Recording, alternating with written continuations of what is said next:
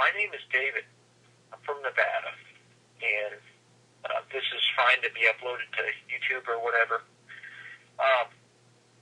I found out about Kent Hovind first when I was about 10 years old. I had just gotten involved in the public school system. I had been treated like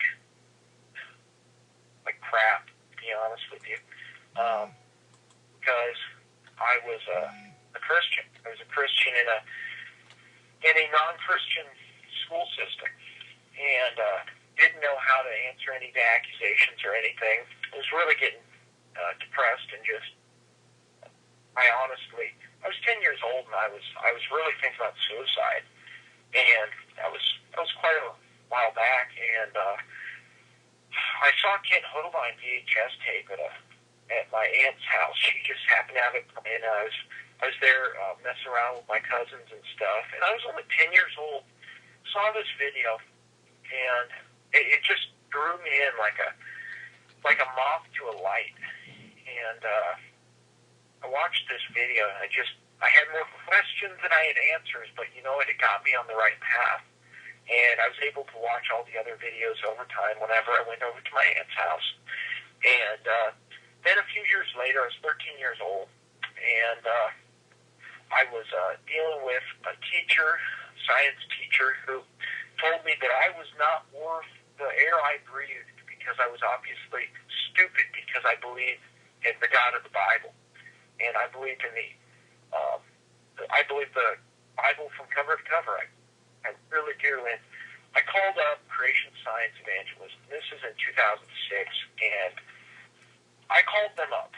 At the time, I didn't know it, but Kent Hovind was dealing with all of his legal issues at that point in time, and they still, everyone in that office still took the time to help me and educate me, give me all the resources I needed to defend myself from these teachers and stuff who had been going to school for 20 years or whatever, and obviously had me beat on credentials, but they gave me enough to be able to stand up for myself and give me the power and the faith and the courage to stand up for myself.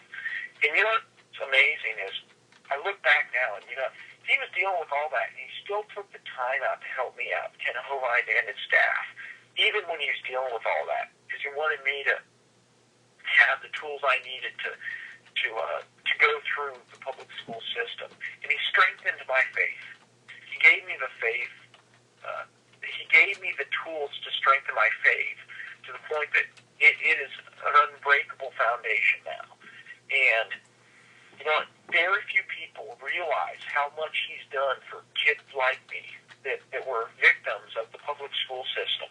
He educated us, you know, and I found out about this a few years ago. I just hadn't really kept up with him or anything, and I found out that he had been arrested in 2006, I believe it's 2006, and thrown in prison. And I found out about that, and it really broke my heart because of how much good he did. You know, if it wasn't for Kent Hovind, I don't think I'd be alive today. Going to public schools, the only Christian in your class, and day in, day out being just treated like dirt, really, really, really wears you down. And without Kent Hovind, I wouldn't be here today. And that's my experience with Kent Hovind. You know, he was there for me when no one else was.